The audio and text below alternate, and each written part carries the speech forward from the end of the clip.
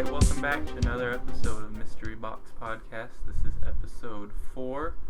Landmark episode. Yes. Episode Quattro. Everyone knows 4. The Big Four. The Big Four. The Four Kings. Yeah. That's right. As always, I'm James, and this is Mark. Hello! And we have our guest, Zach. I don't exist. Alright. He had one thing to say, and that's what he chose. Just any sort of noise would have done, but, you know. I'm going to Wingstop now. See ya. Alright, see ya. We promised him Wingstop, so that's why he came. I was going to get food before I came down, but you said you were going to get Wingstop after you record. I was like, well, I guess I'm not getting food. You, like, dangled the carrot. It's like, if you come here, we'll get you Wingstop. Right. Anyway, a lot has happened.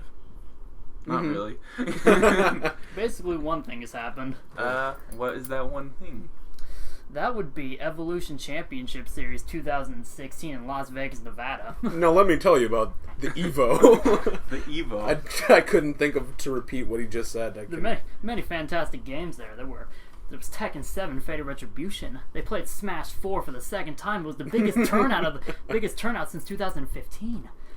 The only other year that they did it. This is the second annual. Although I heard it was like record-breaking numbers, though. Smash 4 it was even more record-breaking for Melee. Oh yeah. Yeah. Actually, I think Street Fighter V was the record-breaking one. It was like there was like 5,000 attendance there. I think. From like all around is that like worldwide? That's worldwide. Wow. Yeah. Everyone, they come from all around to play at EVO. Because that's the big one. Right. That's where you get your stars and stripes. That's the Super Bowl of fighting tournaments. Yeah. I don't know. Did you watch any of it? No, absolutely not. Not say it like that. He watched Street Fighter V, and he was talking with me about it. I watched Ultimate Marvel vs. Capcom 3, which is a f***ing travesty, by the way. Yeah. UMVC3 was terrible, in my opinion. I didn't get to see it. Melee was awesome. Oh, really? Melee was fantastic. Melee's always really good to watch. Yeah. Melee is just... They move so fast. Yeah. I watched Street Fighter V up to the point where L.I. Joe got knocked down. I was like, I'm going to get some wings. I can't handle this. I got other things to do. Did you watch the final live? I don't remember. No. I think I was texting you while it was happening. Yeah, you texted me. You were like, oh my god, Infiltration's doing shit. Yeah, Joe lost, and I think you were like, well, I'm going to leave. Joe, by the way, was the only American in the top 8. Oh wow! It was the only American playing the other Nash. Yeah, there were 3 Nashes in top 8. What were they like? South Korea. No, it was 6 from Japan, 1 from Korea, and then 1 from America. Yeah. L.I. Joe was the only American player. Infiltration was the only Korean player. Wow. Everyone else was Japanese. That's crazy. And it makes sense. Who were the I can't remember the only like unique characters that were in that top 8. I think it was Armika. It was Armika who was played by Fudo. Armika won, didn't? No, Infiltration won. Oh. Infiltration played Nash. As Nash. Yeah. Of course. But yeah, Armika was played by Fudo. Ken was played by some Japanese guy whose name escapes. I think it was Eita. Eita might have played him. I think so. You could have said anything and I would have agreed. Yeah. Matsumoro. Yeah. Ken Kutaragi. Creator of PlayStation. Obviously Harada was there. Yeah, all I was able to watch, I should say, live was Street Fighter V, because I think I worked all that weekend. But it was cool. I'm actually kind of glad my mom wasn't around the house when I was watching Melee. What? I was getting so hyped that I was freaking out my dogs. I'm getting vocal.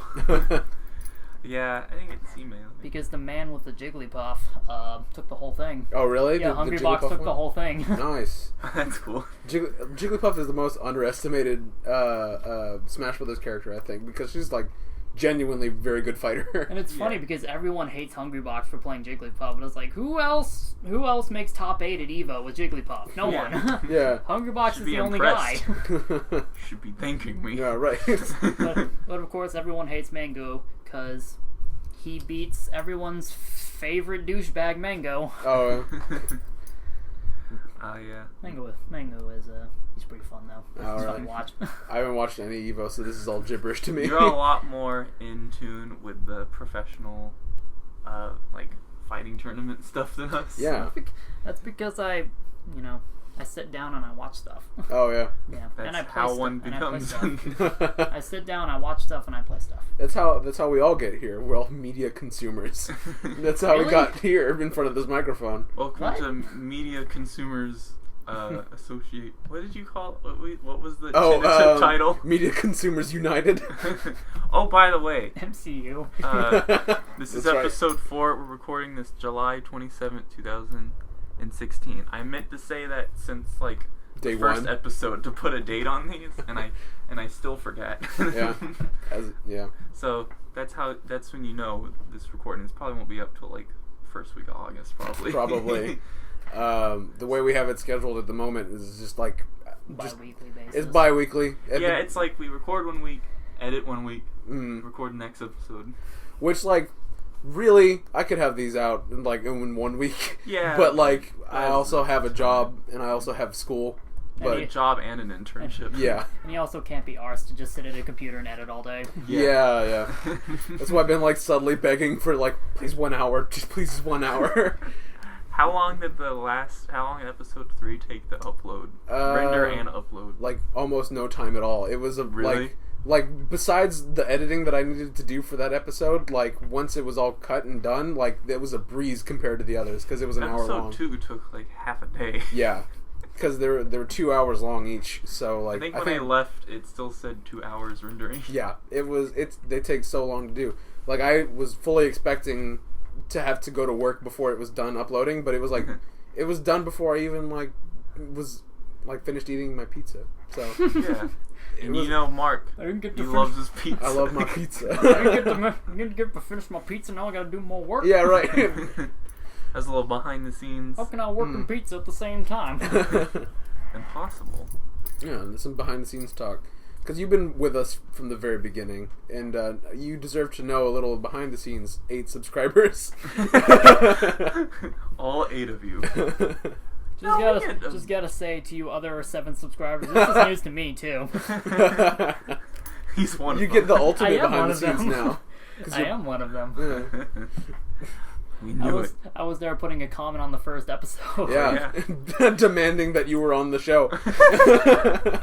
That's how you get on the show. Just comment. Just anyone. Just if you comment. want to get on the show, I don't think I just demanded. Ask The only time I demanded was the 3rd episode. Oh yeah. Because that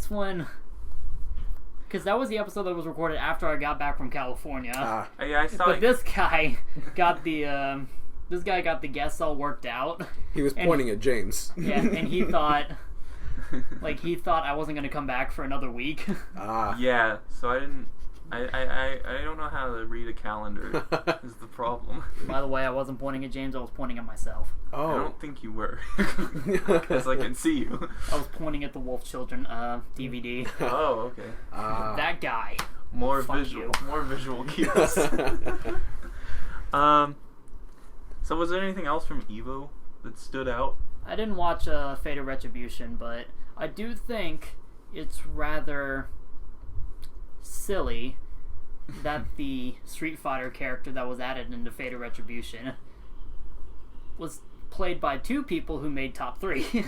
Oh, What weird. was the character? Was it Akuma got put in Fate of Retribution. Oh wow. And apparently Akuma's he's cool. already overpowered. Yeah, I was gonna say Akuma's a little too powerful for that. Apparently there have been people who have already made like 100% combos. Oh really? with Akuma. Wow. This isn't me saying it, by the way. So if our 50 viewers want to go look that up for yourselves, go whine at Eris. What was We have the statistics, we have the analytics all set up on the computer right now. Yeah. We're looking at it. No, we're not. It's funny that we called it out specifically, though. So, I know Atlas had the new King of Fighters there. Really? Is that out yet? It's not out yet, but they had it there, demoing it. They had it at EVO, and they also had it at Anime Expo. Oh, For okay. demos. You went to Anime Expo. Yes, I did. Whoa. Funny, I should mention that. Do you want to tell the audience your anime experience? I had a terrible headache. Okay. Oh. Because of the crowds. Oh, really? Was it like an actual headache, or are you just saying you had a hard time? It was really bad. It was an actual headache. Oh, okay. That sucks. I hate it. Yeah. Because, like, the first convention, I think SGC, we went, and I had, like, a terrible headache the whole time. And, hard to enjoy myself. I couldn't really handle the crowds, because if you've ever been to A-Kon in Dallas... I haven't, but I want to. Way worse than A-Kon. Really? Way worse. The crowds are way worse. Wow. I think we've been to SGC. Yeah. And, like, eventually we went to, like, a month ago, Mhm. the Let's Play gaming. In Plano. And then, you got it right this time. Did I? I was, like, trying to intentionally say it wrong. No, Plano is how you pronounce it. Oh, okay. Plano. Plano. And, every single, like, local convention we've had so far. You two youngins talking about that Texas City Plano? Plano. You're right. I don't think you could tell, but Southern grandmother. I was getting like angry but, in the car. We were talking about King of Fighters. I did play that at the Anime Expo. Yeah? It was at the Atlas booth. I did play one round of it. Is it fun? Thoughts? It plays like King of Fighters 13, but they did make it a little bit more beginner accessible. Oh, that's good. good. Because I am bad.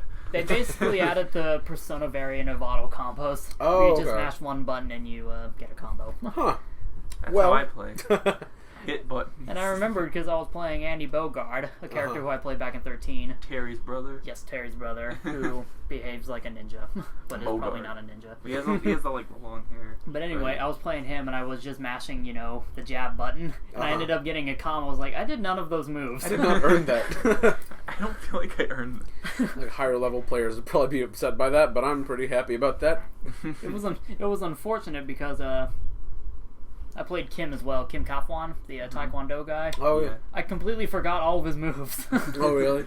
Yeah. There are 50 fighters in this new game, right? Yeah. It's like, I wouldn't blame anybody for forgetting moves for a single character. For 50 all you, fighters in one. Yeesh. for you King of Fighters buffs, they don't have T-Zoc in the game. I'm sorry to disappoint you, but King Dinosaur is not T-Zoc. Spoiler alert, he actually is T-Zoc.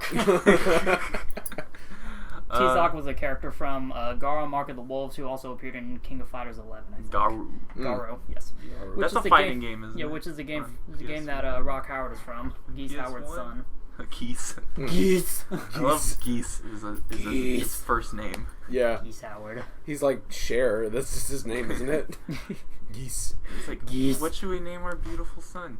Geese. You know what? No objections here. Yeah.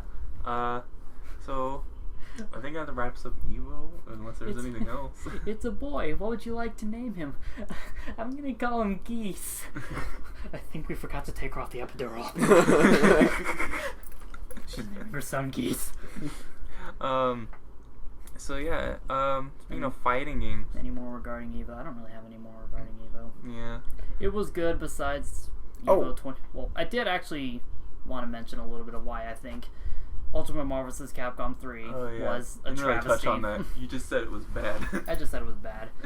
I'm pretty biased, unfortunately, because two players who played two teams that I absolutely hate were in grand finals. Oh, really? Yeah. It was between Kane Blue River, who has the big body team of Hulk, Hagar, and Sentinel. Mm-hmm. Basically The big boys. Basically a one-touch death team. I hate Hulk enough as is because bad players can do well with him. Yeah. Because they can just I've spam. experienced Yeah, they can this spam. firsthand. They can spam the standing heavy, which has super armor, and it causes a ground bounce, which automatically leads into a combo. You can just hit buttons before. Yeah. It's really unbalanced. But don't get me wrong, viewers. I'm not saying Kane Blue River is a bad player. I'm just saying he plays a team that I personally don't enjoy watching. Yeah, it was like Hillary versus Trump. Yeah. But Chris G, I don't really care for Chris G's attitude in general. I think he makes too many excuses for himself whenever he really? loses. But he also plays the Bullet Hell team, which is basically Morgan, who can Like make what? the missiles. Yeah, she can projectile, cancel in the flight, projectile, cancel out of flight, and do that indefinitely. Oh, wow. Yeah. I didn't even know that's a thing you could do. Yeah. He also plays the Does he play Dante? He doesn't play Dante, but he does play. He does play his. He does play his brother.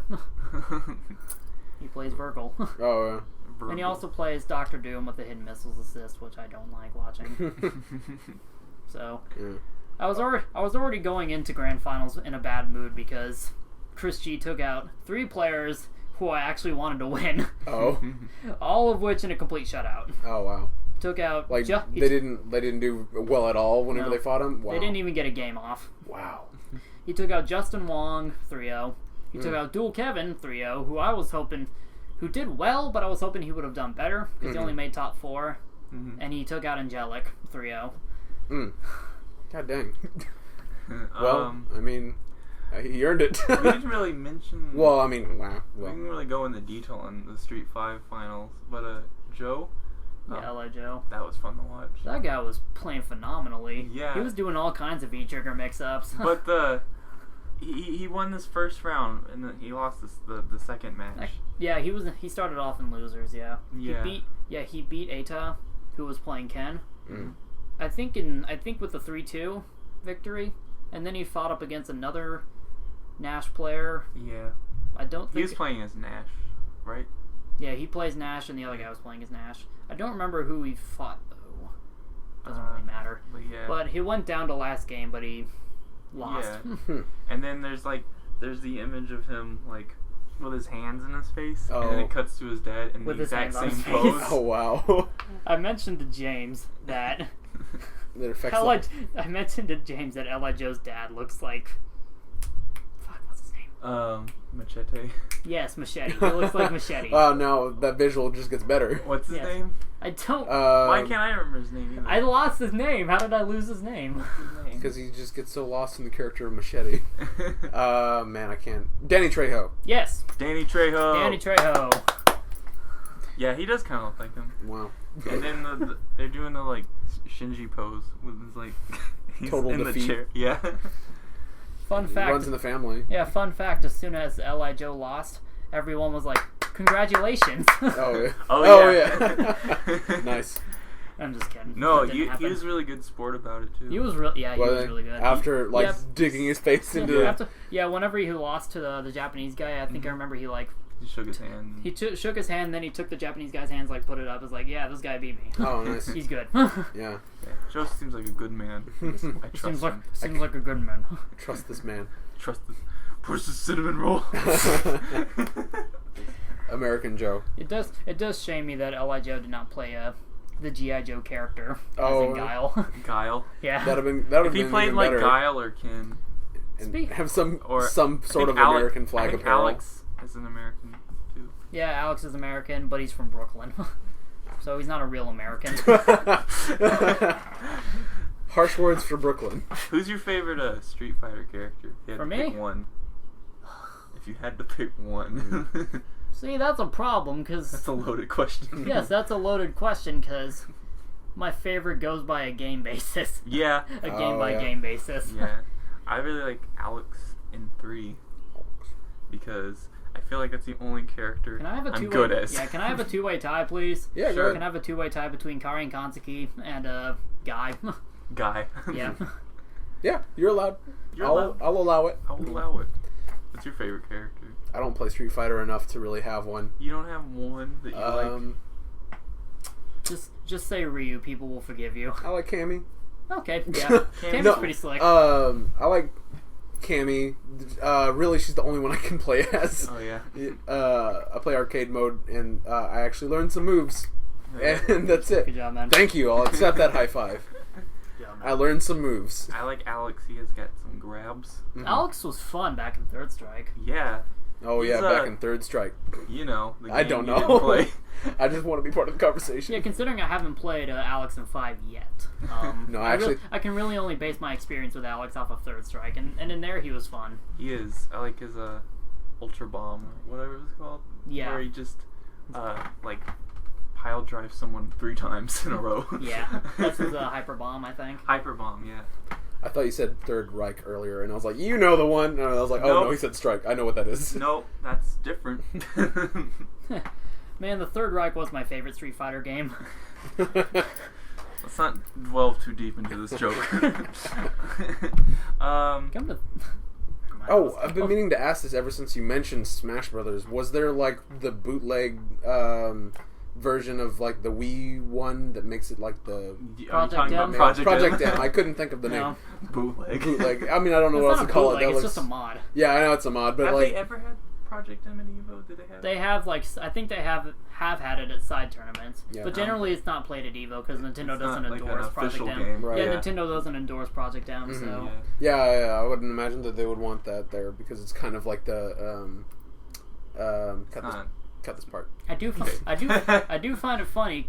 I do find it funny that Nintendo doesn't endorse Project M because if they did, and if they actually packaged the game and sold it as a conversion mod for Brawl, so many people would buy it, and they would make so much money.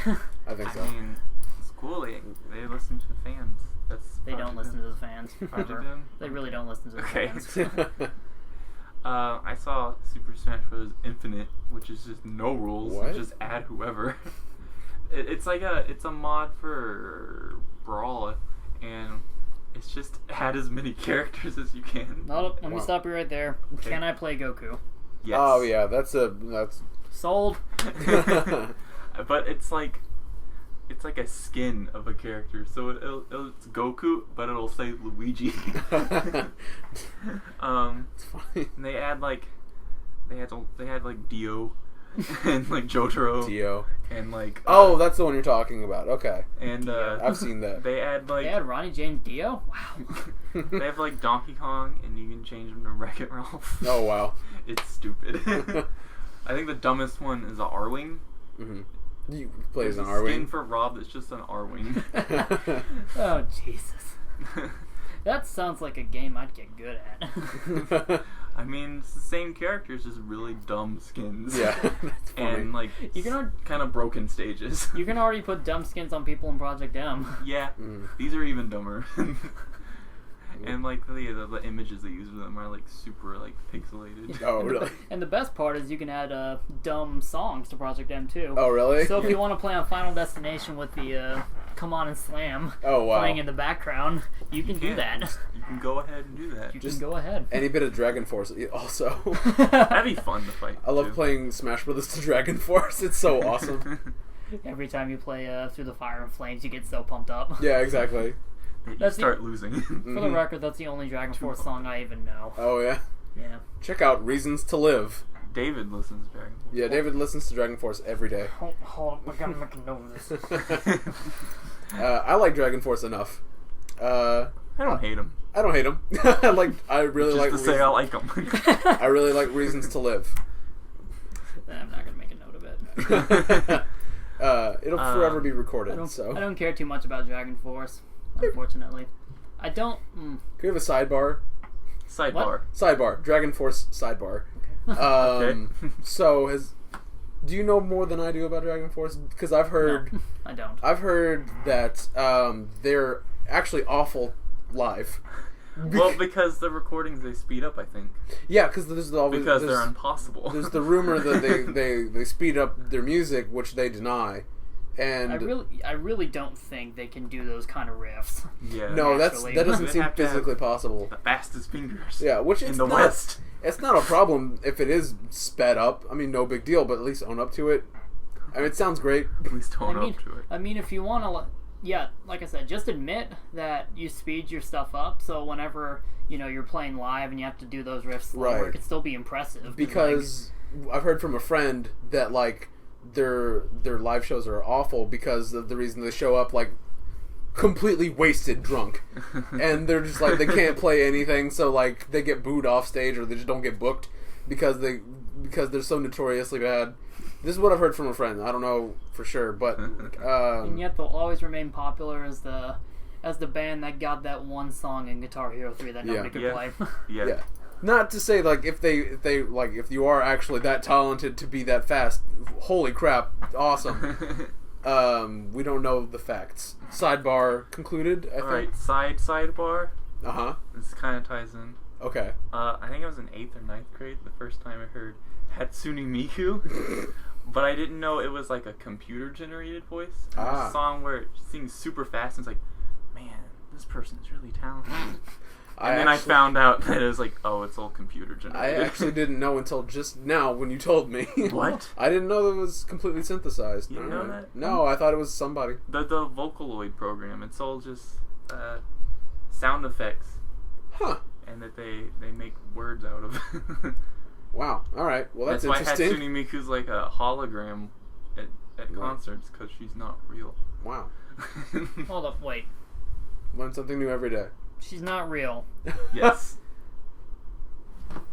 No, Zach, no. Come back. No, come put back. the rope down. No. Zach. Put the rope down. Why did you have a noose already made? Zach, get down. You know I'm very sensitive about Hatsune Miku. Alright, sidebar. My life is over. I got another thing. Sidebar. Okay. You hear about Santa Claus? He ain't real either. Whoa. Whoa. His voice is completely synthesized also. So are the gifts and the love. I'm sorry. So are the...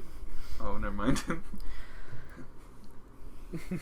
Zach's gonna need a minute to process this. Regaining my composure.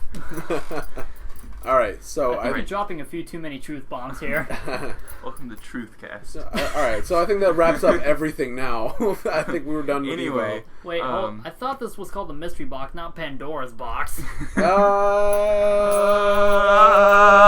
Anyway. That's getting cut. Maybe. That's just gonna get lowered. It doesn't hurt people. Yeah. That's gonna get auto-tuned. We'll make a song out of it, like a full song. We'll get Hatsune Miku to do it. Go ahead and insert your favorite Hatsune Miku song. Beep boop boop beep beep boop. I'm a program. Alright. Yada cha cha reeby reeby reeby reeby reeby. 10011. Binary. Sorry. I listen to all my Hatsune Miku songs in hexadecimal.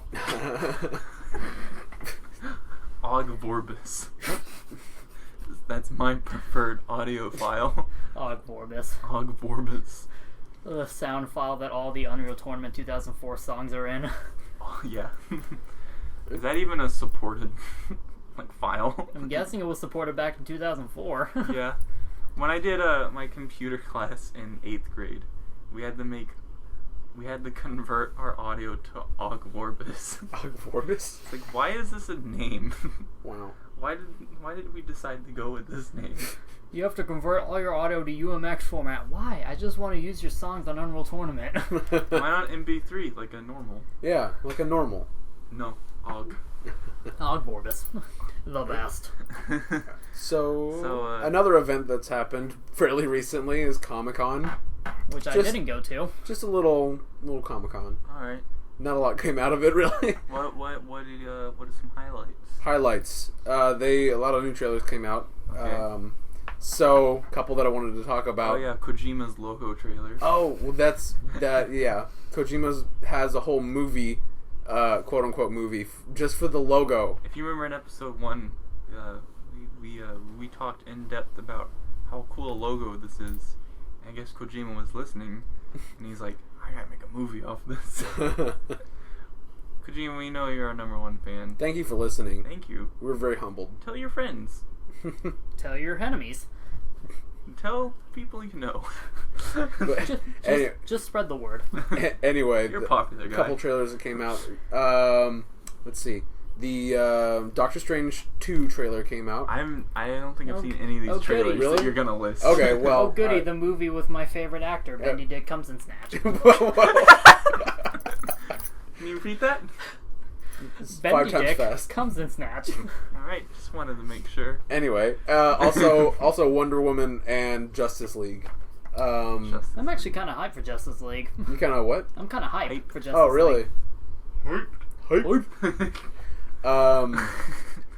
I haven't seen any of these I just hope trailers. Zack Snyder doesn't fuck it up. Is he directing this one too? Yes. Oh no. But Ben Batfleck is the producer. So okay. he's gonna be standing over his shoulder indefinitely. Brooding. Well, at least I hope he is. I hope Ben Affleck isn't too caught up with the accountant. The accountant. The accountant. Oh, who knows? Ben Affleck. Speaking of the accountant, though, and speaking of trailers, The Accountant has a fantastic trailer. Don't know what you're talking about. I haven't heard of this. The Accountant, starring No. Ben Affleck. I've heard of Accountant. I don't generally like Ben Affleck. Like The Profession. Well, even if you don't like Ben Affleck, I would just say to watch the trailer for The Accountant. Okay, Okay. we'll do. Because it is honestly fantastic. All right, well, give us a little brief synopsis of the trailer. What's up? What's up? I shall not, and I will not. He shall not. So you're gonna have to check this out yourself. Mostly because I Great. really have no idea what's going on in it I'm either. really disappointed in you. All right, thanks for coming. I'm just Mark, kidding. what I'm was acting. that? I'm acting. Okay. Well, I'm gone, I guys. saw it in your face that you took it for real, and I was like, "Oh God." Oh God, I'm sorry. So here's the thing. I didn't actually take it for real. I Oh. was just playing along, too. You're a better actor He's than I a am. better actor than you. He doesn't have to say "I'm acting" at the end of Right. all of his acts. I was like, "Oh no."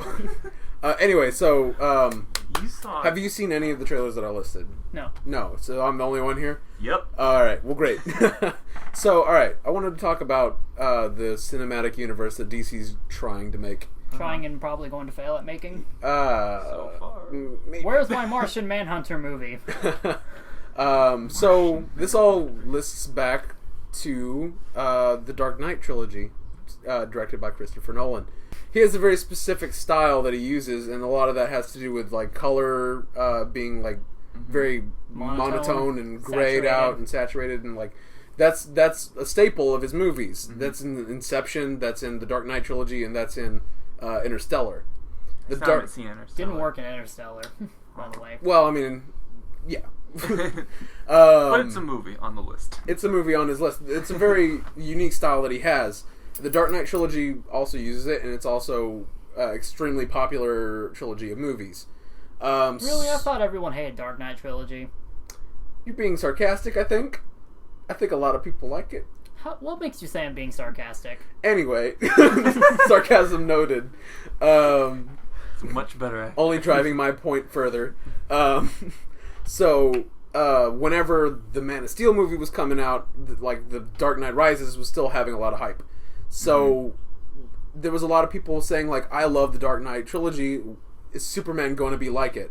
And it's not directed by Christopher Nolan, it's directed by Zack Snyder. Who clearly doesn't know what he's doing, unlike Christopher Nolan. Who has his own set of specific style. So you can see that in his other movies, 300 and Sucker Punch. Well, oh, yeah. I guess that was the point. Yeah, that was the point I was trying to make when I say he doesn't know what he's doing. He's trying for a style that's not his style. Exactly what I'm getting to, because like his style, because the two people who have very specific set styles for their movies, two very different styles, almost contrasting. Zack Snyder's 300 and Sucker Punch, very CG heavy. Slow-mo. Very colorful, very cinematic. Right. Also very fun. Yes. Dark Knight, 300's fun. not fun in the sense that I'm talking about. Yeah. But they're very good movies. Yeah. It's so whenever Man of Steel was coming out, which was supposed to be the first in the cinematic universe that they were creating, so now it's Zack Snyder trying to emulate Christopher Nolan's style. So that's why you've got the CG, the super fast, super slow in Man of Steel, and then you've got also like the washed out colors, and gray tones, and the darkness and the heavy themes. Right. None of which work. The dark in my brooding. opinion. Yeah, it's Man of Steel's not great. Yeah. When it comes to Zack Snyder, I have a very love-hate relationship with that guy. Oh yeah. What movies do you like? Watchmen 300, I think are fine in their own merits. I still haven't seen Watchmen. I really want to. I think Watchmen is probably the only objectively good movie he's made from my point of view. 300's good. 300's fun. No, 300's fun. It's not really good. Oh, I I guess never so. saw the sequel. Oh, I haven't either. I don't think it's directed by him. I actually watched it. You did? Give us your review in 10 seconds. There was a shot of ass at one point. Whoa, wow. Yeah. There's the review. Yeah, that's my review. Everything else just can go in the garbage. No. Okay, here's my real review. The 300 sequel is ass and has ass. Oh, all right. Rated A. Rated A for A. On the flip side of my scale for Zack Snyder, Legends of Ga'Hoole and Sucker Punch, I do not like. I don't like Sucker Punch. I don't know what that other thing is you said. Well, it's a movie based on a book series that I read as a child. Oh, And okay. it was terrible. Oh, really? It was an adaptation? Yes. It was an adaptation in the loosest sense of the word, because it started off with the plot of the first book and then had no relevance to any of the books ever. Wow. You forgot to read the rest. Oh. I mean, it did have relevance in terms of, like, setting, characters, but the plot just railroaded in an entirely different direction that did not work. Wow. Yeah, so, anyway, to bring it back to DC Universe. I actually Whoa! say some words. Oh. I wasn't planning on it, but Special I didn't know you guys guest. were going to talk New about challenger DC has stuff. Our arrived. special guest, Where did you Valen, come has from? just arrived. Why'd you come in through the window? This wasn't planned. I could see it in your eyes while you were I over there. I was mentioned just watching the entire time, and I was like, your eyes I'm gonna opened wait. as soon as I mentioned DC. Valen's actually been here the whole time. I'm sick, so I didn't plan on talking. But Van Halen reference. Stop. I'm not really a fan of DC. I'm more a fan of Marvel. Yeah. But after seeing the new Justice League trailer, I've got to watch it because I'm a huge fan of Ezra Miller, and it looks like it might be fun, if not really good. Which one was Ezra Miller? Ezra Miller. Flash. Okay. And I think he's gonna do really well as it because I've seen a few of the things he's in, and he's a good actor. Everyone else is probably going to be a good actor too. Aquaman was in Game of Thrones. Oh, is he? Jason Momoa. Yeah. He looks so sick as Aquaman. He just like jizzed in your face immediately. As soon as I said Aquaman. He looks so sick. There was like, never mind. I'm not gonna go into detail. Okay. He looks so sick. But, Anyway, go into detail, please. He looks definitely like he was from Game of Thrones. I haven't watched Game of Thrones. I don't know who Ezra Miller is. I don't know their history. What is their history? Ezra Miller. The first thing I think I saw him in was Perks Being a Wallflower, which used to be one of my favorite movies, and I've seen it at least a dozen times. Sorry. And basically in Perks Being a Wallflower, he plays this gay kid who is kind of a punk, and he's dating the most popular kid at their school who is closeted. At one point, he has to break up with the guy, or the guy breaks up with him because the guy's dad finds out that they're dating and beats the shit out of him. He walks in on them having sex. It's really good. Anyway, he ends up making out with the main character, and the main character ends up dating the stepsister, whatever. It's really interesting, or it's not that interesting, but I used to be really into it. It's really interesting, but it's not that interesting. It's one of those things where, like, Ezra Miller is one of my favorite celebrities of all time, because there's not a lot of queer people or people who admit to dating other queer people or anything, but he's one of those people who's like, yeah, I'm queer, I'm not particularly into guys, I'm not particularly into girls, I date whoever I like and everything. He's been shown cross-dressing and everything like that, and it's really cool. He's a man of many talents. Yeah, it's really cool for someone like me who doesn't get to see that very often. But he's also a really good actor, so that's cool too. The advertising for that movie, because when you mentioned it, I remember seeing the ad. None of that was in the ad. Yeah. Like, I was like, I think I have a basic idea. The advertisement makes it seem like it's a just the weirdos. That's kind of how it starts off. Like, basically the movie, and I used to own the book too. It's basically about this kid who's in high school and has depression and everything, and he's writing a letter to the audience, essentially, or something. The audience is a character, and basically it's just showing his life for his first year of high school. So he becomes friends with Patrick, and it shows Patrick's life, and Patrick is Ezra Miller, and Emma Watson is also in it, and she's Patrick's stepsister, and so it's got a lot of main characters. They get high a lot, and they get drunk a lot, and it's a high school movie. Like, once you're out of high school, it's kind of like, but like if you're in high school and you've suffered from depression and stuff, it's one of those things. It's like, it's fucking awesome. All I know about Perks Being a Wallflower is that it has a New Order song in it. Yeah. So I didn't know anything about the plot until just now. That's a rather specific thing to. I know. Yeah, it's got a New Order song, and it's got a Fleetwood Mac song, I think, and a couple of other ones. The soundtrack is basically just like 70s and 80s, so it's good stuff. Oh, when does it take place? 70s and 80s. That makes sense. Okay, well, I didn't know that either. Although That advertisement's a piece of shit. I do kid, but The only reason I remember Vanilla Sky is because it has a Radiohead song in it.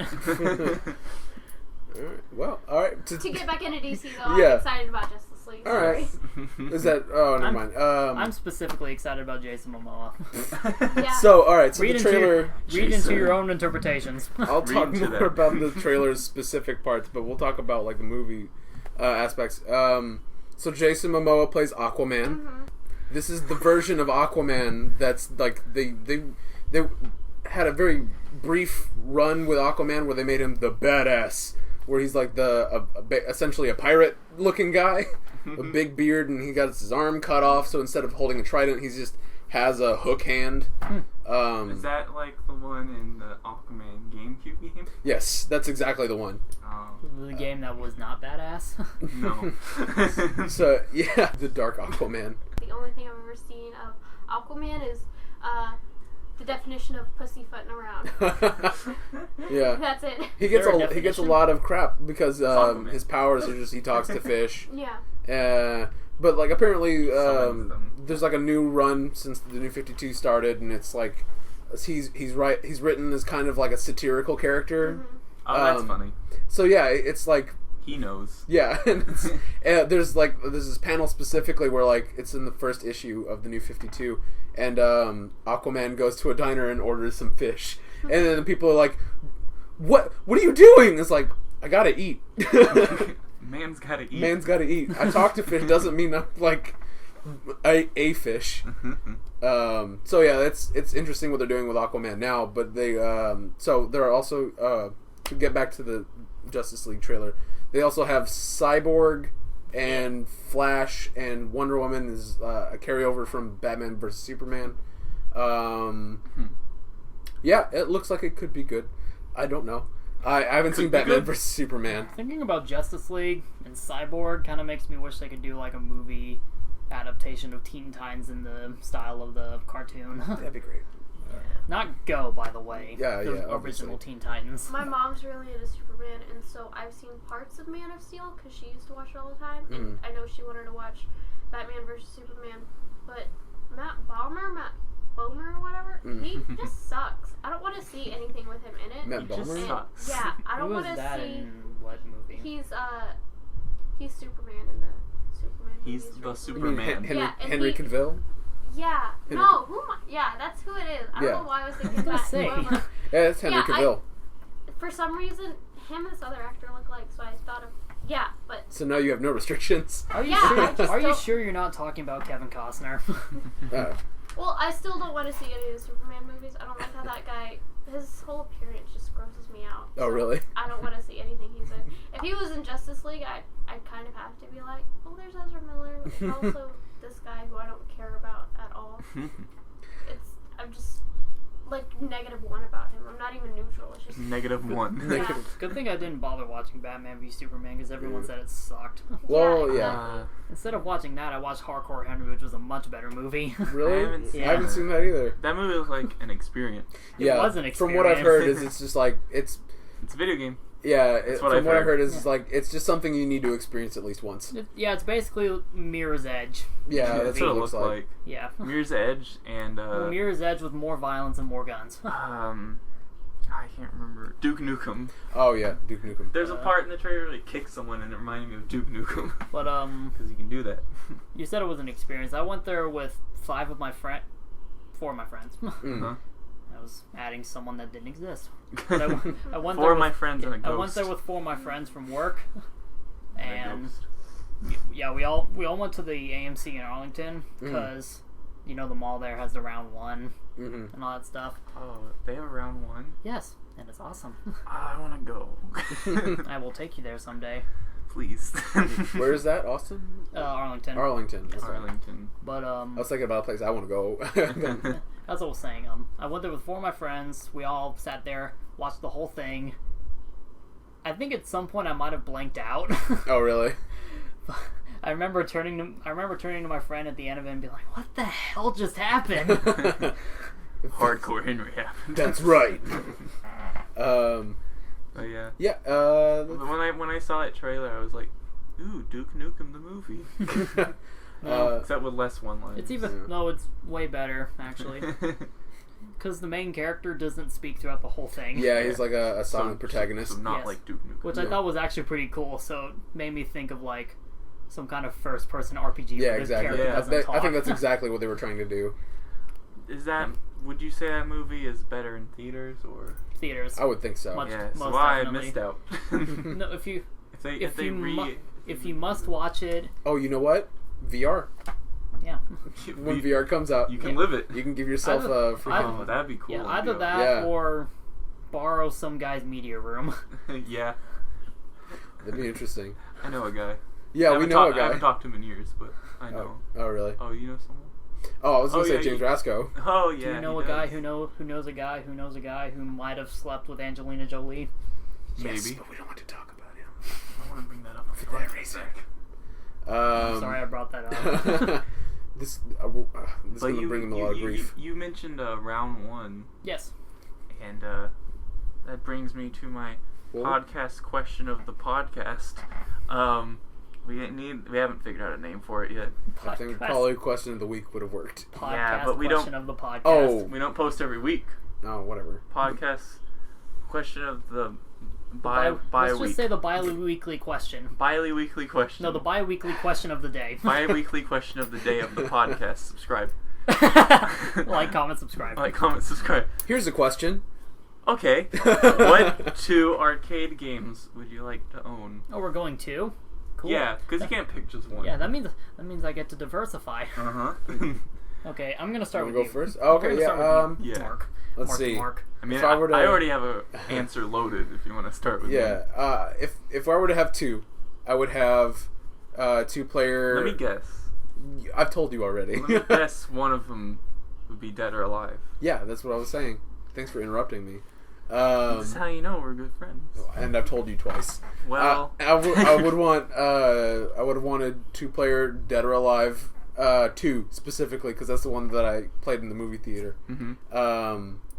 I would, for 100% nostalgia's sake, and also the X-Men game where it's like 4 players. Children of the Atom, I think. Children of the Atom, that's the one. Is that the beat 'em up one? Yes, that's the side-scrolling beat 'em up, and it's 4 players. I am Magneto, master of magnet. Yeah, that one. Come, chicken. That's the one.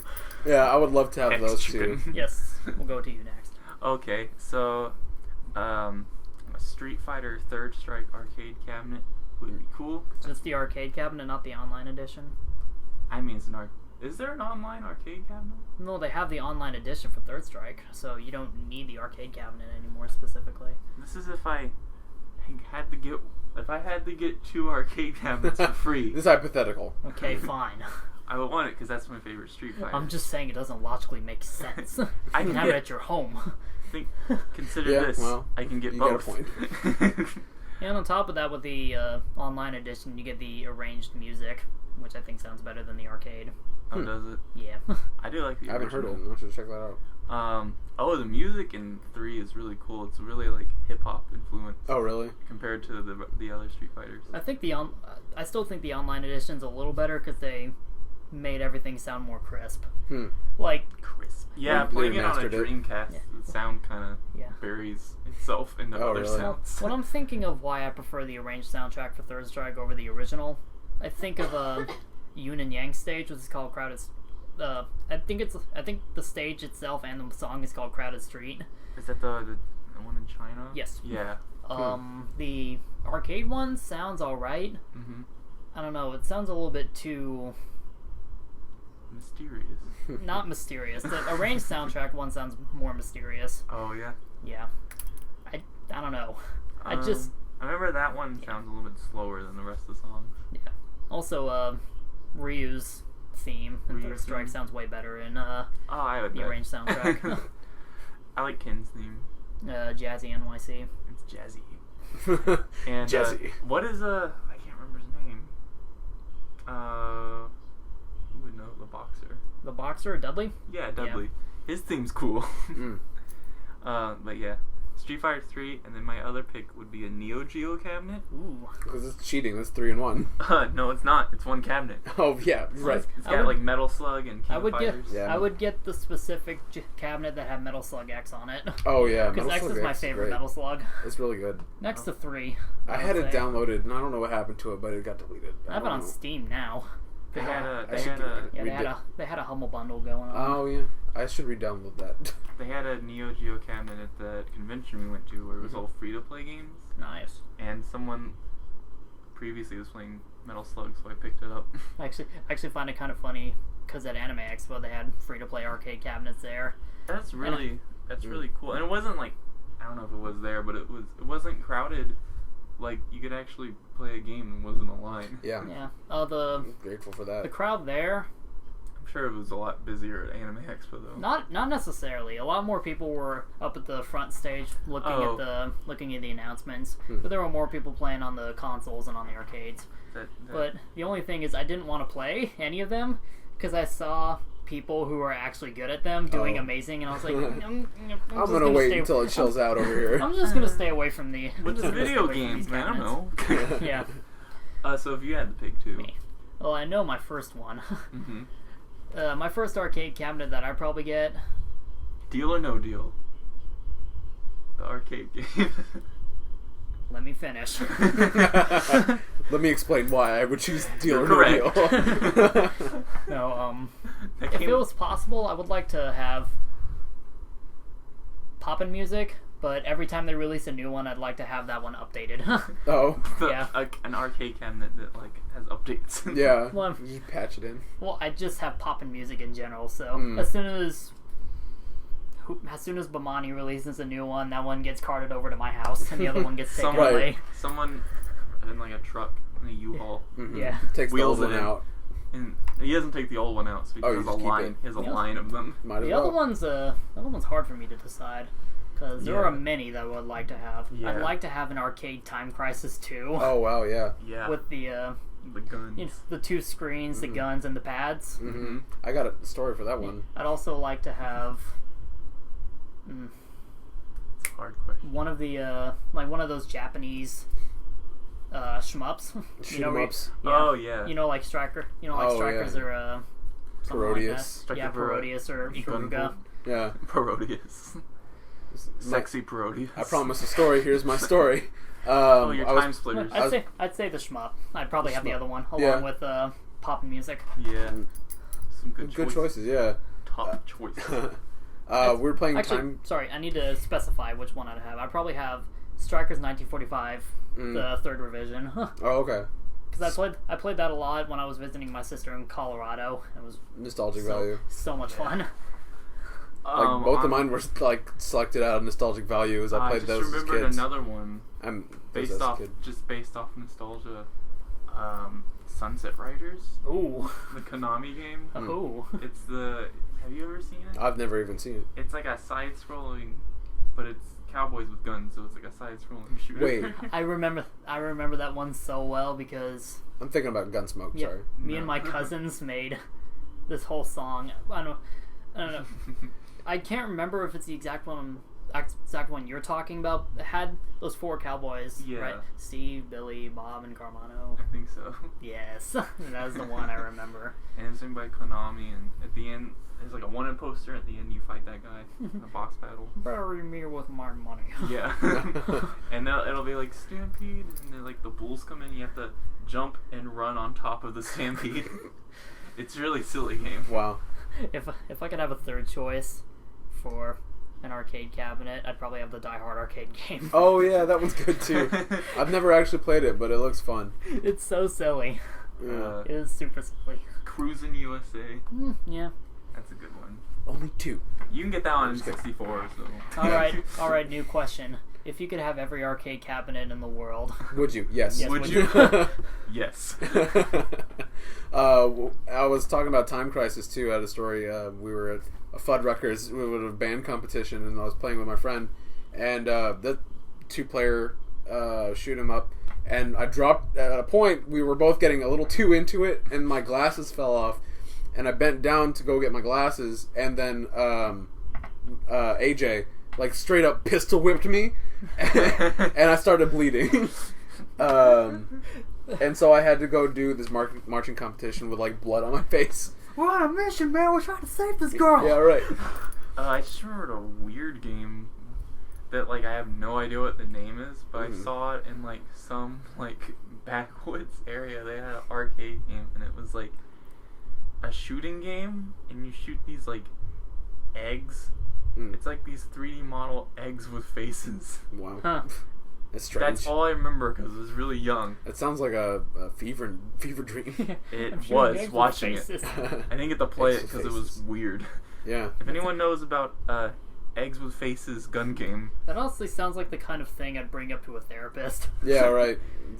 Speaking of nostalgic arcade games, though, there are 2 shooting ones that are particularly nostalgic to me. Do you remember Ocean Hunters? I don't think I've heard of Ocean Hunters. It was where you were playing as those 2 guys who were going through the ocean trying to hunt down all these bounties, like these fish bounties. Fish Fish bounties? Yeah, Criminal Is fish. this Rapala's big game? not necessarily criminal fish, but fish that were notorious for like sinking ships Oh. and killing divers and You stuff gotta like kill that. Cthulhu. Yeah, well, I think Cthulhu was actually one of the bosses. Wow, that's awesome. And the Kraken. Yeah, the Kraken's a boss. Megalodon, Jaws? I think, is a boss. Wow, this is the Jaws. first I've ever heard of that. That's It was at a Hurricane Harbor when I was a kid, and it was so much fun to play. Okay. There was also Area 51. Oh, what? Have you played? Huh? I think I've heard of Area 51. The game. The Area 51 I'm thinking of specifically is where you have like those 6 trials that you have to complete before you can fight the big boss. I think I've heard of it. I've never heard of that. And the trials specifically were like you have to shoot these barrels that these zombies are throwing at you. You have to stop these zombies from knocking over a big truck. Oh, okay. You have to shoot holograms of aliens and not holograms of soldiers. Holograms? Yeah. They're not real.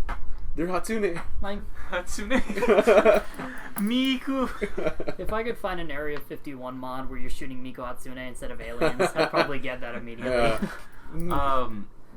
Now I'm just thinking of weird arcade games I've seen once as a kid, and there's one that's like they had for sale at HEB. They had like some like 50-on-1 arcade games, but like none of the games were things I've ever heard of. And one of them looked like an older game because it was a little pixelated, and it's inside a sink, and you play as like a bubble, and you have to clean the sink. That's weird. It's so weird. Is it Scrubbing Bubbles sponsored? That's awesome. You play as like scrubbing bubbles. Sponsored by Swiffer. The enemies are like roaches and stuff. Hi, Billy Mays here. Billy Mays. Get on the ball. Rest in peace, Billy. Yeah, I have no idea what that game's called. So if you know about Egg Gun Game or Billy Mays' soap game. Billy Mays' soap game, please email us. The thing about round 1 though, going back to that kind of frustrates me is that they don't have a Dance Dance Revolution cabinet there. They have one of the knockoffs. Oh. Yeah. It's like that's like a staple of every good arcade is that you have a Dance Dance Revolution. It's like a art arcade. Yeah, for the game they have there, they have ones where diagonal arrows. Oh yeah. And they have like Beat Mania. They have one in the middle. Oh man, the one that you like stand on? Yeah. Just put one in every direction you can think of. And it only took me like 30 seconds to get used to it. Oh really? Oh okay. Speaking of getting used to games too, I was at round 1 with my friend a few months ago. I gotta go. My friend from what? I gotta go. You don't gotta go. I got to. To round 1, not to leave. You don't gotta go. No, yeah, round 1. I ain't taking you. But this contradicts what you said earlier. I went with my friend. We played Taiko Drum Master. Oh yeah. Oh yeah. And I had one game where I did poorly. Then the next game I did much better, and my friend was still doing poorly. Oh. I saw a video of someone going crazy on that game. And then he turns around and starts playing backwards. What? And gets perfect. Like he crazy. just memorized the notes. He's doing it and spinning wow. the drumsticks and just throwing it, and he puts one nails it. He puts one stick between his toes and the other between the cheeks of his ass and plays like That's that. talent. He's very flexible. Very good at balance. But yeah. We have not been talking as much about fighting games as I expected. We've been talking more about arcade games. We talked about fighting games for a good This while. is how the podcast goes. We'll like plan things and then end up talking a lot longer on just like things. Something we didn't expect. Like this was supposed to be the question of the week, and then we ended up talking about arcade games forever. Not the question of the week, the bi-week question of the day podcast. Please subscribe, like, comment, subscribe, mystery box. Copyrighted. Also donate to our Patreon. Yes. It's not up yet. But you can donate to us anyway. Find a way. Email us money at money.no. Email us money at valen.vanhalenreference.com. She's nodding. Valen nods. She nods. She tends to nod every now and then. There was a few things that came out since the last podcast. One of them being the NES is being re-released, more or less. Yeah. Did you hear about that? I don't really follow the NES. I don't subscribe to the NES. It was they're making, it's kind of like a plug and play, but better because it's got like HDMI ports and it's being made by Nintendo. Yeah, and they've got like classic licensed games. It's 30 games in one, and yeah, they got the license, so it's not just Nintendo games. Yeah, they also got like Castlevania and Mega Man 2. Yeah, I generally don't follow Nintendo news because I know as soon as I do, I'll fall into two very different but similar camps of people.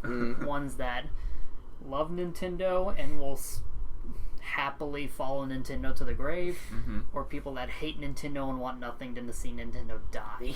You gotta be in the middle. I'm in the middle because I don't care. I love them, but I know their mistakes. I know Wii U's a dumb name. Don't think I don't know that. Don't think I don't know. Don't think I don't know that they could have just packaged all of Fire Emblem Fates together as one. Well, I know. They couldn't have. But I spent $120 on it. I know you could have had more than one gay relationship in Fire Emblem Fates. You can't bullshit me, Nintendo. You know you couldn't. Valen is nodding. Valen approves. But yeah, it's just called the Nintendo Entertainment System, like 30th Anniversary Edition. Should just called the 30 games for the price of 30. It's like $60. That's not bad. It's not bad. No, honestly. Especially considering that, like, some of those games are hard to get. They got Star Tropics on there. Wow, Hey. Star Tropics? You guys forget though, the game that had Cheetah Men on it, that was 50 games for the price of. Well, they're all 52. games for, yeah, it's Action 52. I couldn't remember what it was 52. called. Yeah, Action 2 cost $50. Yeah. I'd actually been considering getting an NES for a long time. Just for Action 52. Yeah, just for Action 52. No, Greatest game but ever. so like I might actually be getting this mini Oh, NES. yeah. Oh, and what's really cool is that the controller is the same ports as like the classic controller on the Wii. So you can plug it into a Wii remote. Oh, nice. And actually use it for like virtual console games. Nice. Which is cool. But what's funny is the mini NES is what I'm gonna call it. Isn't that not what it's called? I thought it was. It's a giant title, but Oh, really? mini NES is because it's a small NES. Yeah, might as well. But No, what it should be called is the ICU Wii. Ah ha ha. they should have called it Wii U XYZ. Yeah. No. New Nintendo Entertainment Center. New Amiibo. Just add Amiibo somehow. They've got terrible naming I conventions. literally just remembered another arcade game that I would love. Oh, go ahead. Carnival. Oh, yeah. Carnival. I saw an ad for that recently. There was like oh no, it was on Tumblr. I was thinking like maybe I saw it in an old magazine, but Oh. I was like, wow, I have a story. I don't.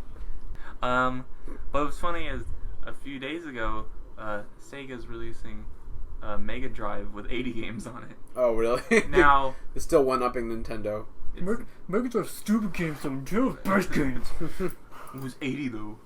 Anyway, the rivalry's back. If they made a Neo Geo thing with like 60 games of all their old arcade games, I'd That'd be buy that cool. immediately. That'd be really cool. See, Have like a really small arcade cabinet that you Yeah. have to play on. so yeah, I looked into the company that's doing this like plug and play game, and they've done this thing in the past with Sega, and it's not Sega who makes it; it's like a third party. Huh. So the problem is the games. I've seen footage, and the games look just like they do on like the Genesis, but like the sound is so bad. Really? Like There's footage of like Green Hill Zone, and like the music is like in G major. It's so bad. And this is on the remake. Yeah. Like, wow. Well, and another problem is they use the red, yellow, white cables instead of HDMI ports. So you're gonna need they use the a retro computer for your retro games. By computer, I mean TV. cables. Yeah, the AV cables. Yeah. Wow. So it seems pretty counterintuitive. So the NES port obviously is gonna be a little bit more polished. Yeah. Yeah, the funny. It's being handled by Nintendo themselves. Right. Yeah, the funny part about that AV cable diatribe is that I still use AV cables whenever I play Battlefield 4 on my PlayStation 3. Oh, really? Yeah. Yeah. Well, my TV still has them. Yeah. The ports.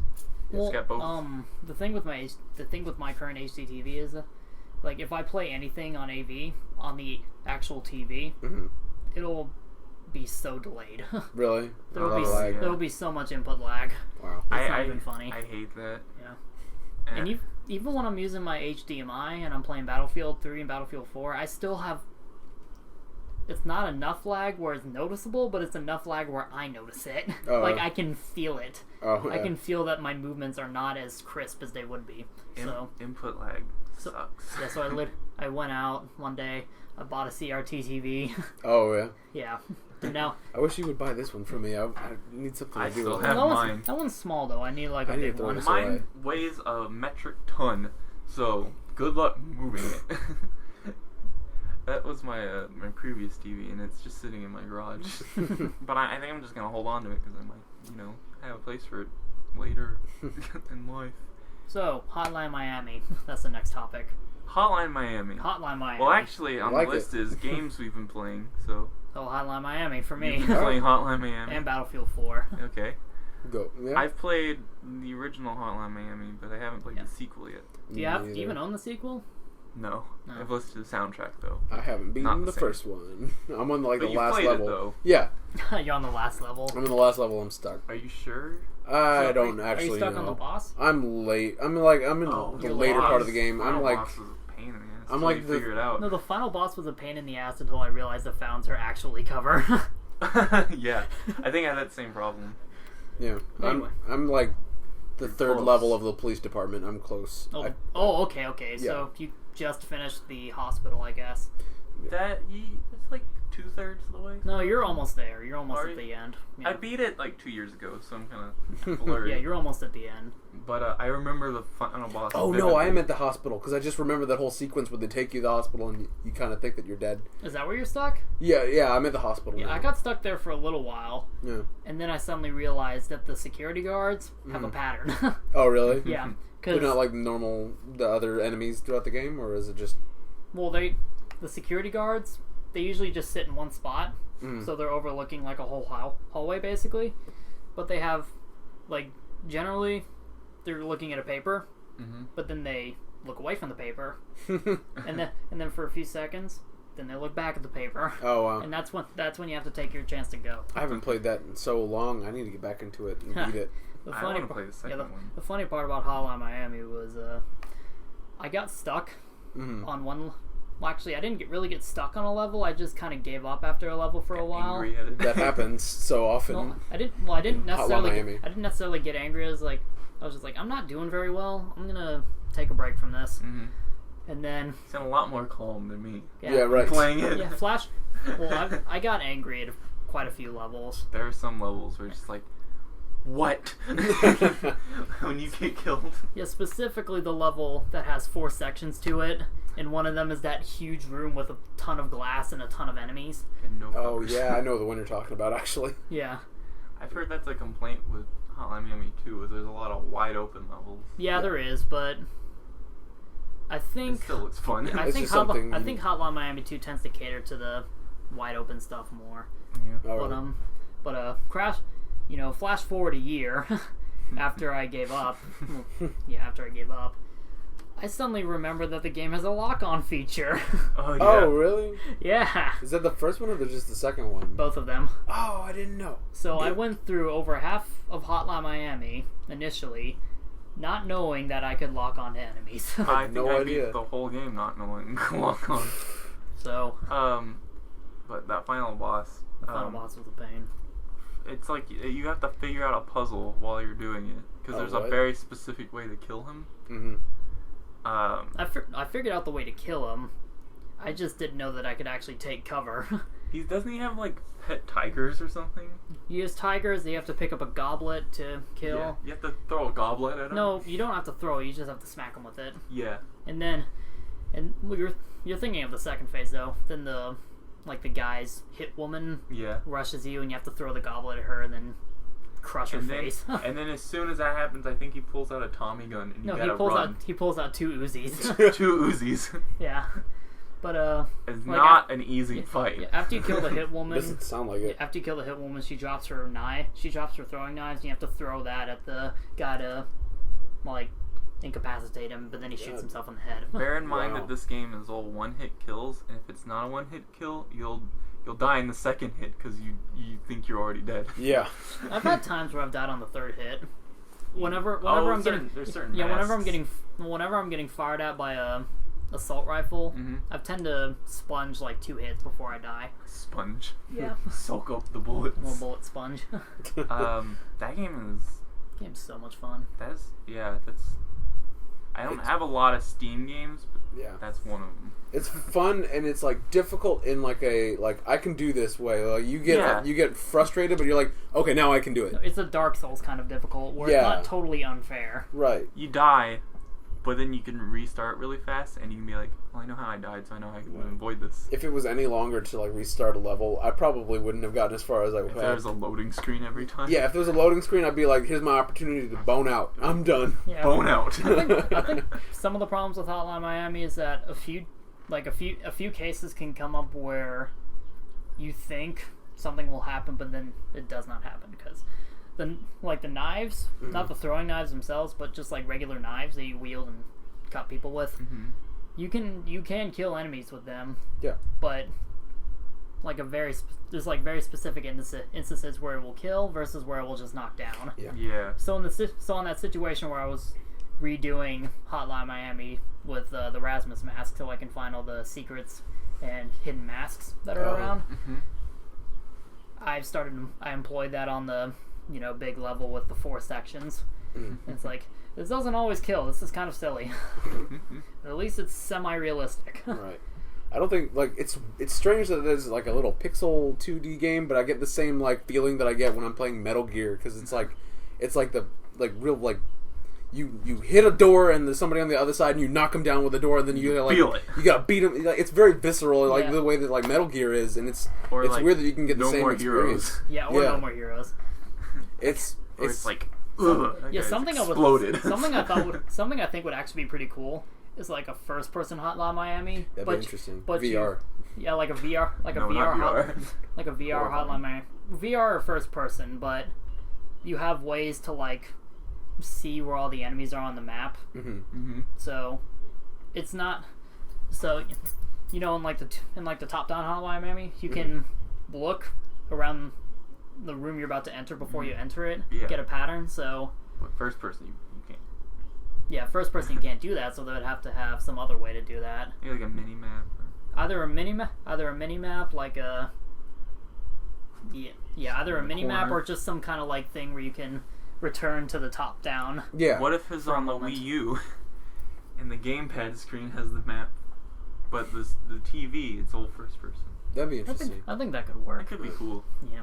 I'm sure they'd give you some kind of item for a mini map. I think that's not completely unreasonable. Some kind of GPS or something. Yeah. You can just look at before you rush in. Mm-hmm. So you always have to partition your time between actually killing enemies and looking at the map to see if anyone's coming after you. Right, yeah. I'm trying to think of games I've played. I'm still just playing the JoJo game since last episode. I'm getting close to beating the story mode. I've already talked death about this game. So. Not to me specifically, but to your other friends, I imagine. Oh, to the audience. Yeah, we've talked enough about JoJo on the show. Episode 3 went up a day ago, yesterday. I haven't watched it yet. Episode 3 of our show. Our show. The podcast. Oh, forgot we're doing a show. The thing we're doing right now. Whoops. I have a whole review of it. So we we've talked the hell out of this game. For good reason. It's probably really fun. It is. Mark has it if you want to try it later. It's good. But do I really want to when Street Fighter V is there? Yeah. Let's see. No news on my front either. I've been playing a lot of Overwatch. Same old. Yeah. In like every episode. Yeah, I know, but that's been James too. I haven't really been playing a whole lot of games. Yeah, I wanted to play. This one game. Yeah, it's just so easy to just like drop in on Overwatch and just play a match because it's like you're not like really married to it. You can be like, oh, I'm playing a match that lasts about like however many minutes. Then I can bone out. Team Fortress 2 with no hats and better butts. Yeah, right. I did play. That's a long title. I did play Overwatch. I did play Splatoon because they did the last Splatfest. I wanted to, and I had to Are they squids now, or are they kids now? Ha! The question has never been answered. No, I'm still waiting. So, I'm sure you're on Team Cali. The wrong team. I don't care. Yeah, you're wrong. And I'm on Team Marie, and we won. Just want to throw that out there. We won. Good job. 54%. Good job. So that's a close match. But yeah, it's the last one they're doing, so I had to check it out. I wanted to, just because of the fact that it was the last one. It was a real event. But that's weird. Forgot to. It's weird that that means that unless they add something to it, that's a whole section of the game you can't access anymore. Yeah. Like the stages, because during Splatfest, it's all the same stages, but at night and with different music and like fireworks going on. So really, what's the difference with it gone? And it's like all the stages are at day, but Splatfest, which is like a monthly event, it's all at night and it's like completely different atmosphere, and then like even the cities at night too. That's pretty slick. It's cool. That's and pretty they have, slick sounding. It's cool. I like it. Splatfest is the only time they have 3 stages in the rotation instead of 2. I don't know why.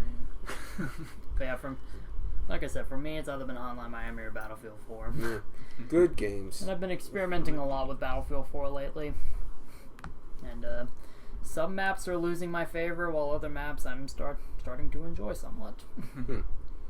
Mostly the maps that are losing my favor are the ones where people can camp there, can camp in one spot the entire game and actually succeed, which I think is totally stupid. Yep. There are snipers in Splatoon. There's a sniper squirt gun, and some of them even have scopes if you're using it, and it's stupid.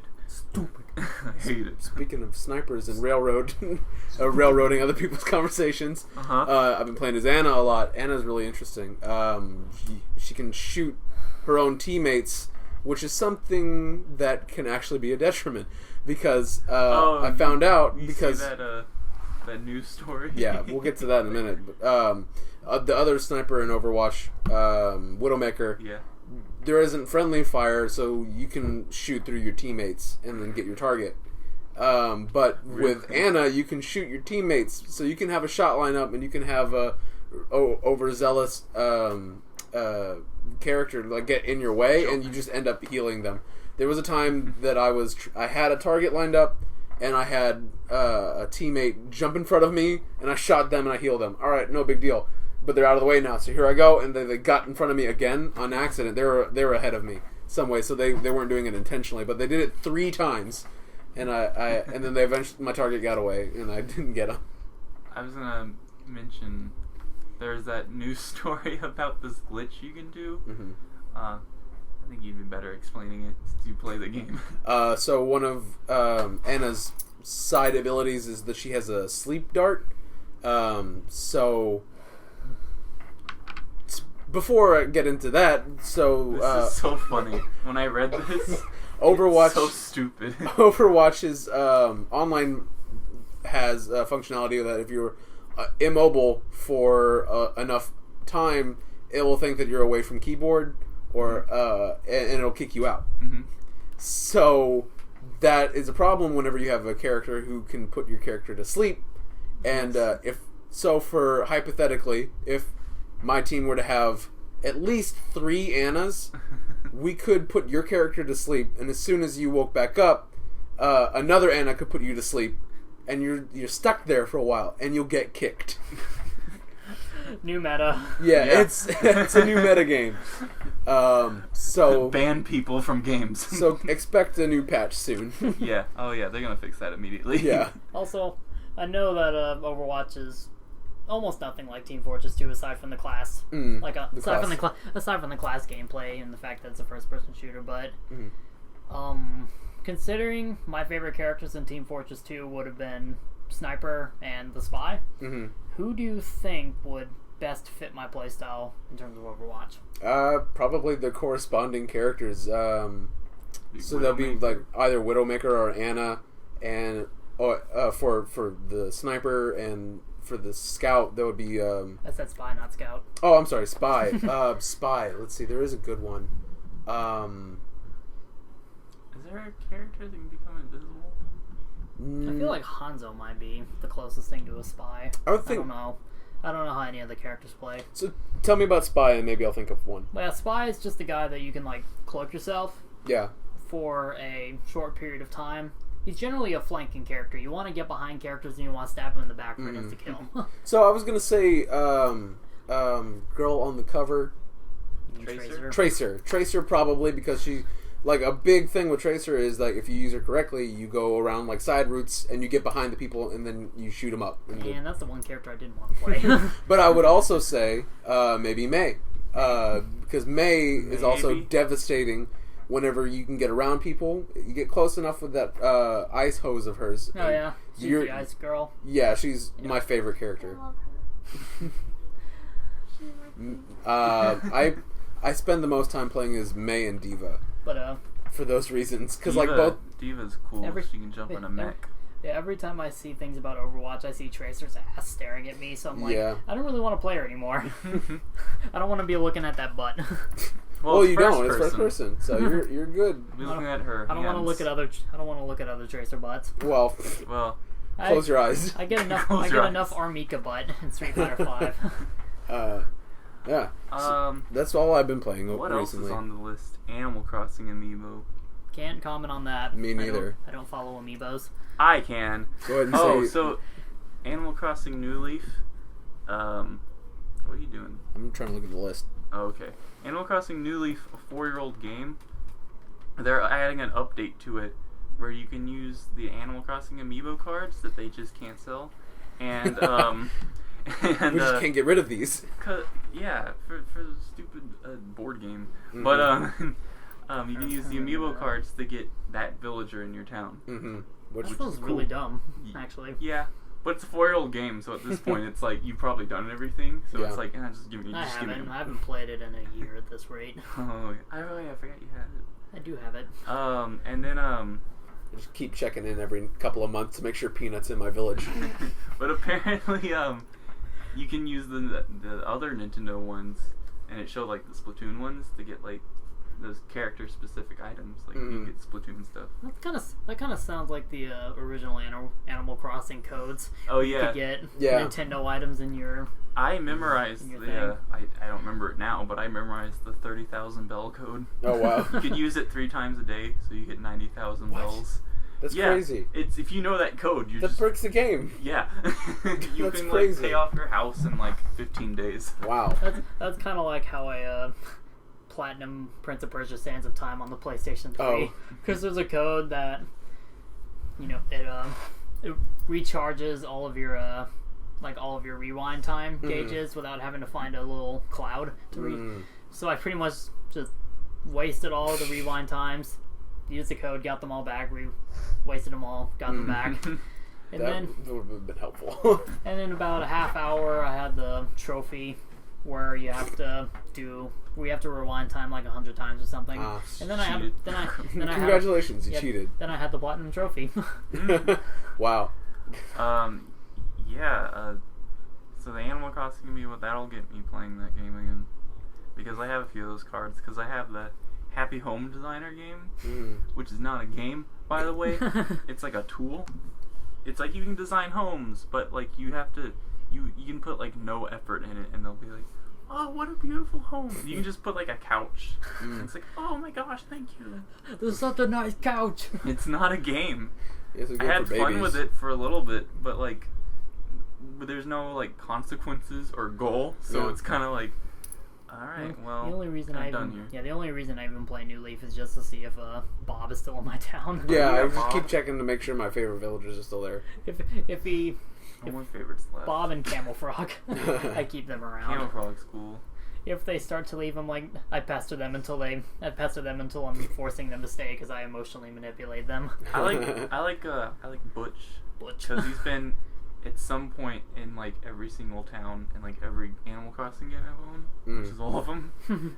So, and he was one of my starters in New Leaf. And I had him for like a year. And I was like, Butch, my man. And then he moved on. My man. He moved on to better things. He saw your characters like, oh shit, I gotta get out of here. I had a character named Biscuit who left after like having him for like a couple of years. Biscuit. I thought Biscuit was female. Yeah, Biscuit. He's the one that goes like, "Yo, dog," and I'm just like, "Yeah, yeah, cool. You're cool, Biscuit." All right. And he eventually left because I didn't play it for like a year. Oh. And I was like, "Oh man, this line of code is gone." This line of code. Where can I find the code so I can get Biscuit back? Where's the Biscuit cheat code? Right. I think that's everything on the list that's video game related. We so talked this whole about podcast. Yeah. That's the podcast. Well, did you want to bring up something? maybe. I'm just kidding. Maybe. I mean, we still have the dice game at the end. Yeah. So just wanted to. I thought that at least one of us had seen Stranger Things. Nope. If you want to recommend it. Yeah, I just want to really quickly recommend Stranger Things, Netflix original series, 8 episodes.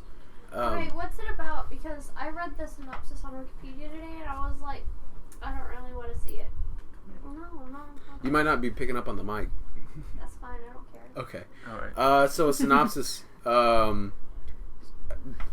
right. So this is the weird way of explaining it. I'll give it a weird way, and then I'll like really try. Here's the strange way.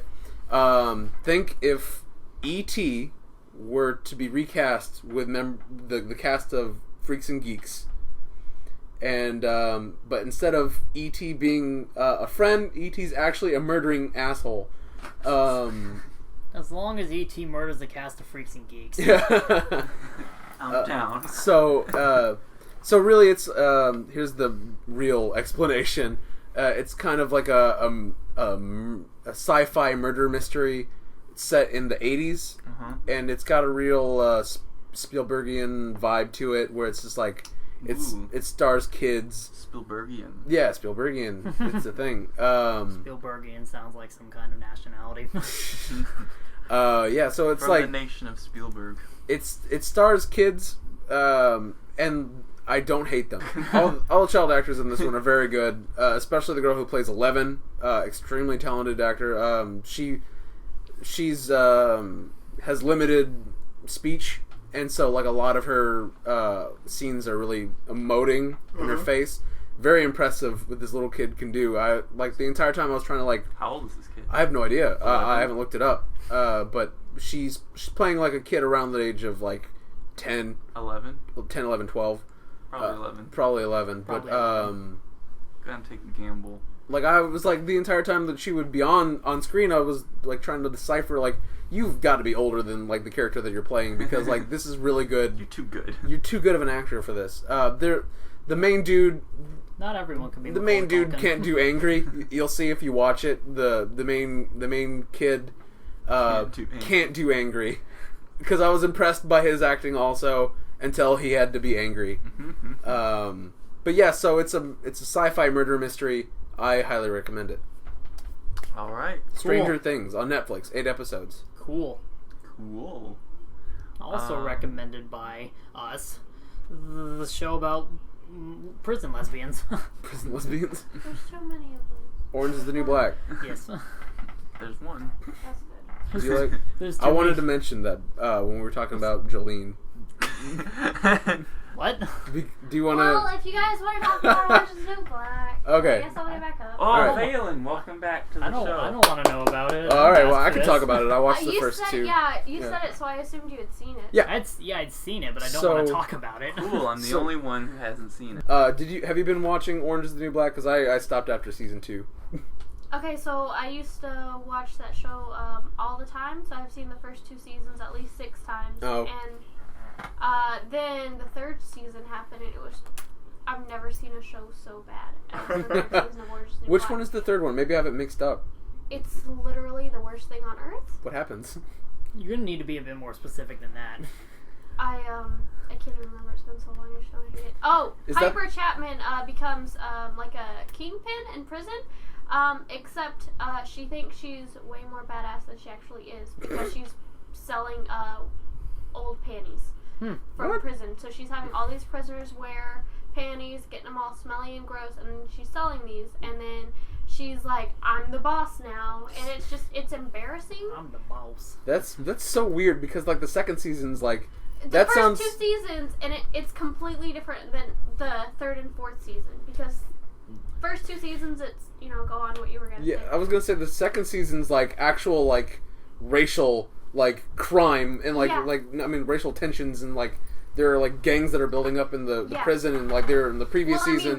That's in the 3rd and 4th seasons too. But the reason I hate the show now is because of Piper. I can't. Yeah, and then I watched the 4th season and one of the main characters dies in the last episode, so they're gonna definitely bring back the racial tension stuff. Oh wow, great. More so, but like the end of the 3rd season, Piper thinks she's a badass. And thank you.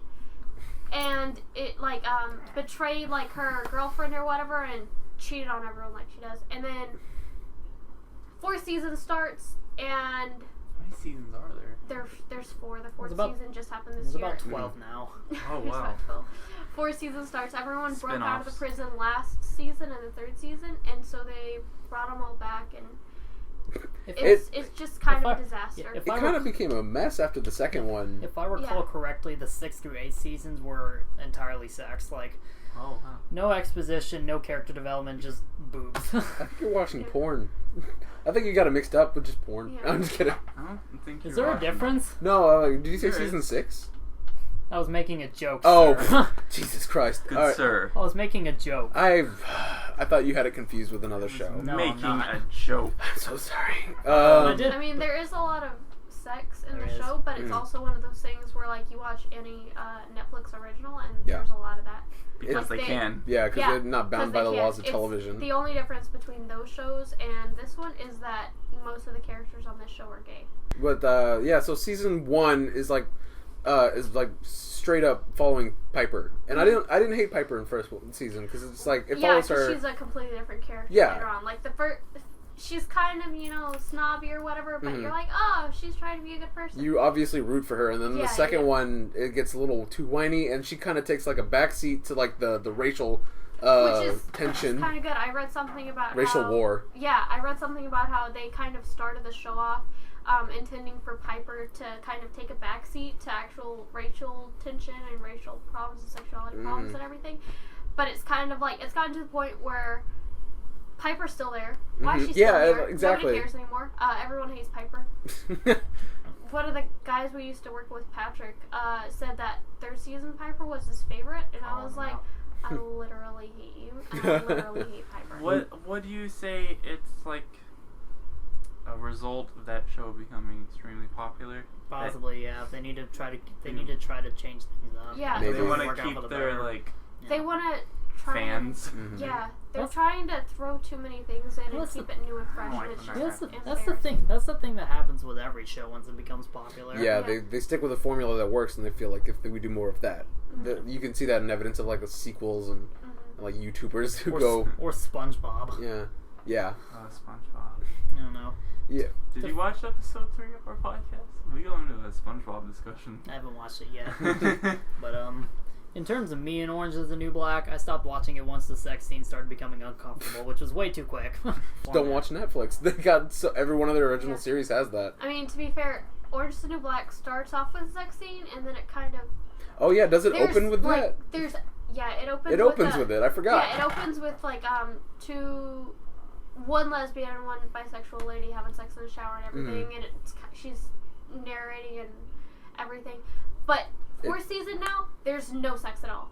I think I saw one sex scene in like the entire like season, and it's like, this is cool, but it's also another way of showing that the show has really changed. It's not like I'm saying there needs to be more sex scenes, right. but it's just like, oh yeah, I forgot more when this happened. More vaginas.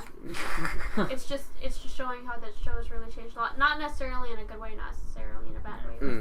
I'm not really a huge fan. It just reminded me of when they put Trailer Park Boys on Netflix, and you can tell the Netflix when it became, because it was originally a show in Canada, but when they picked it up, the Netflix original, they get like even more raunchy somehow. Like Trailer Park Boys. Like they just stopped Like before they had like nudity, but they had censored it. And I remember like the first like Netflix original season. It's like I don't care. Yeah, they alluded to like in the very first episode when they're picked up by Netflix. They're just like, hey boys, we're picked up by that internet company, so really, we could just do more stuff now. I forget. And actually, then like that because the cameraman is like a character.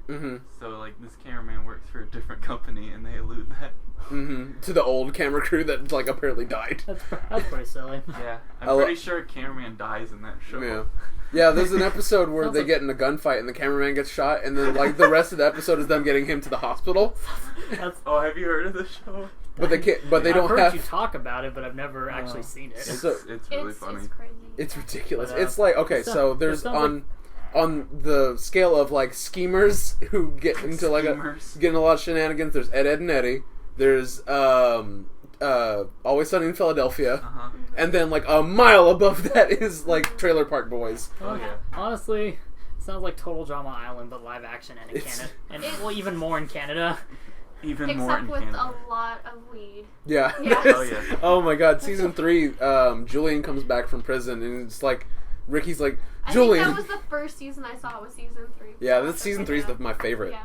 Yeah, that's a funny one. That's where they have an ocean of weed that Ricky just planted. He just was really busy. He planted an entire field and is trying to hide it. Yeah. He planted like acres. Yeah. And he's trying to hide it from the police. Yeah, that's a really good season. And it obviously doesn't work. Yeah. That's another recommendation. Yeah. That's a really funny Trailer show. Park Boys. That's all on Netflix now. It's also if you're a little weak in the knees about swearing, don't watch Trailer Park Boys. Oh yeah. You think I'm weak in the knees about swearing? Oh no. No, you're strong in the knees. That's the opposite, right? Strong in the knees. I'm strong in the knees when it comes to swearing, and my will starts to deteriorate as soon as people start f***ing. Well, that's not too much, and I don't think at all even. I don't think it even happens at all in Trailer Park Boys. And declare. Sex? Yeah. There's no sex scenes. No. No. There's nudity, but there's a lot of alluding to like Mr. Leahy and there's alluding, but there's no actual. Who was the guy who was always shirtless? Taylor That Lautner? guy. That's Mr. Leahy's assistant. Yeah, that's Randy. all I can remember. Randy. Yeah, Randy. He doesn't wear a shirt ever. Yeah. And you find out that like he actually can't wear a shirt because of like he's got a skin condition. Yeah. He's got a skin condition I where about that. he can't wear shirts. So he's like quiet.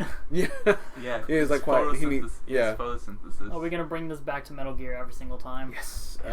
No. Either by me or by you two. No, this podcast will go on another hour if we do. Yeah, right. Speaking of going on another hour, we can like move on to our new segment. All right, this is a segment we've been.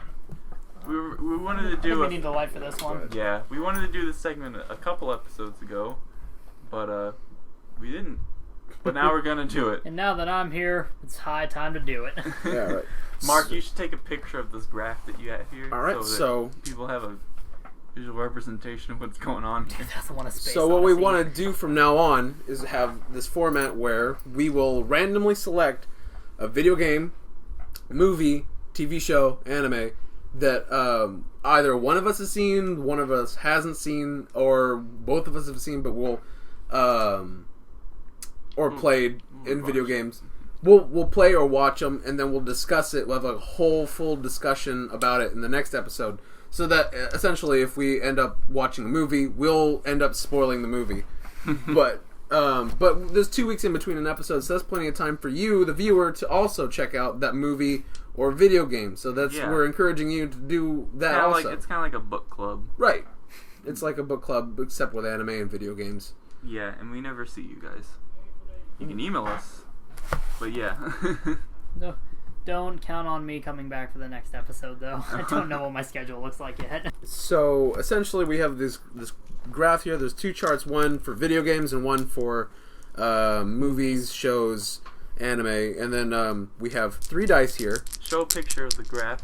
Yeah, there it is. Ooh, Nice. Ooh. Oof. God, too many subjects. I can't handle it. Ooh, 5-4. Am I right? So we're gonna staying to the theme of we're all nerds. There's dice here, and the first die is going to. Well, do you care about the technicals? I do want to know how you're doing this, Oh, okay. because So I have no idea. We'll roll the first die. The first die will, if it's even, we'll choose the movies. If it's odd, we'll choose the video games. The other. Would you like to know what I think we should do? We should all roll a dice individually. Yeah, that's what I was thinking too. Oh, that's cool. So, and the second die is going to choose. I thought about having you do it, since we don't like have a bias. So we do the. I do the. Yeah, and they're not color coded, so you wouldn't be able to tell which one meant what. So. So one at a time until I get them color coded. Okie dokie. The second one is going to determine row, and the third is column, and then we'll. So okay, that's good. If it's a video game, we'll find a way to play it, and then we'll talk about it on the next episode. How did you acquire these dice? It turns out I have a board game that's stashed away in my closet called Bibleopoly.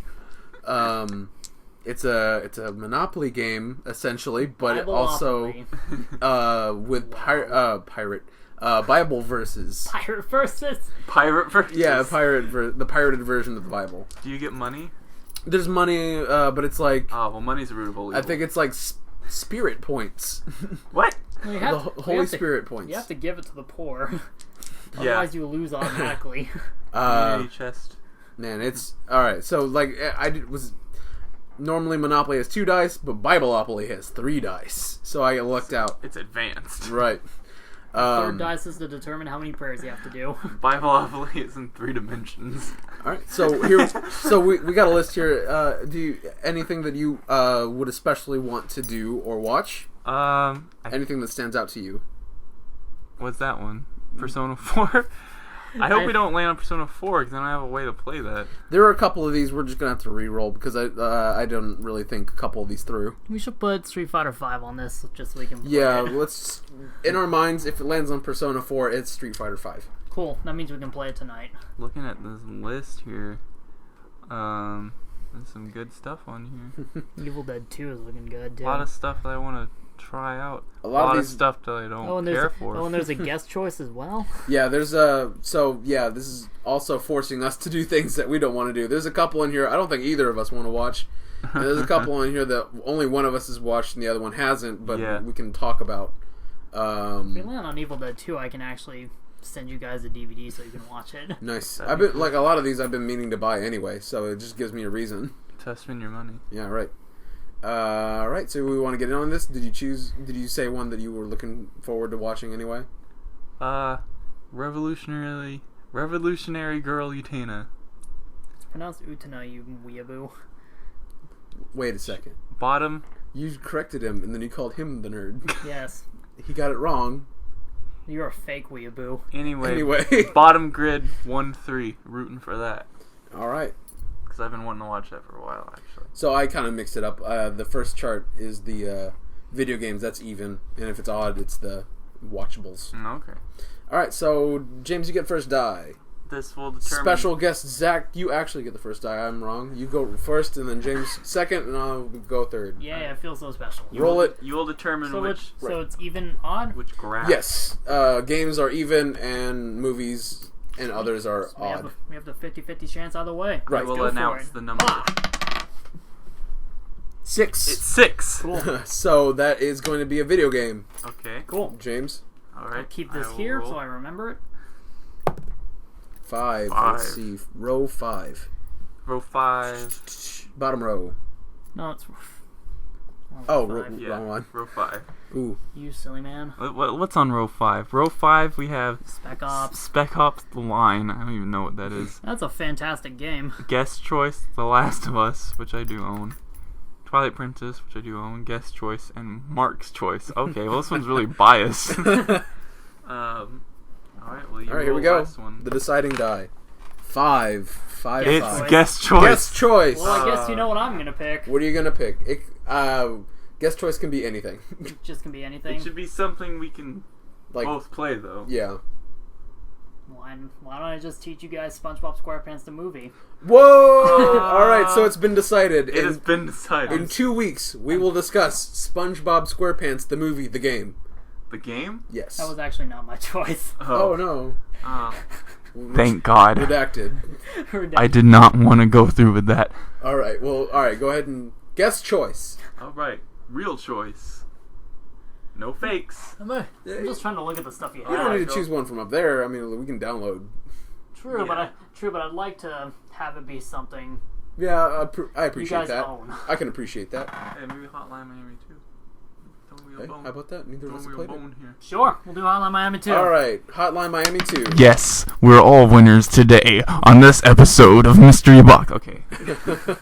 All right, so it's been decided we're going to be playing Hotline Miami 2. Right. We advise that you play it too. Yes. We all rhymes. Because we're going to you talk can't about rhyme it. 2 with 2. Well, so send us your emails of your favorite songs. Yeah. And arcade games you want to own. And your thoughts on the podcast. And your favorite Street Fighter character. Favorite Street Fighter character? Yeah, I'm excited. I really want to play Hotline Miami 2. Yeah, me too. Now I have a reason. Miami. I just realized I pronounced Miami. You seriously pronounced it Miami? Hotline Miami 2. Jesus. It's weird. All right. Thanks for listening. Do you want to do the socials? Oh, where we can follow? I don't remember any of them. Try your best. So It'll be fun for me. Thanks for listening. You can email us at mysteryboxpodcast@gmail.com. You can. You'll see it in the description. It's all in the description. All right. No, list them. What else? We I got don't know. we got the Facebook. We got the Facebook. We got a Tumblr. We got a Twitter. We got a DeviantArt. We got a Instagram. We don't have a DeviantArt. We have a Spotify. Nope. Yeah, Facebook and Tumblr. Uh-huh. Facebook and Tumblr, I think, are probably the most active, other than the YouTube channel. Because we're on there anyway. You should subscribe. Yeah, we're probably on there the most anyway. As a final note, don't try to follow me on anywhere. You won't be able to find me. Don't follow me. Don't try and find. You drop the dice everywhere. Put it back. All right. Thanks for listening. Goodbye. Bye.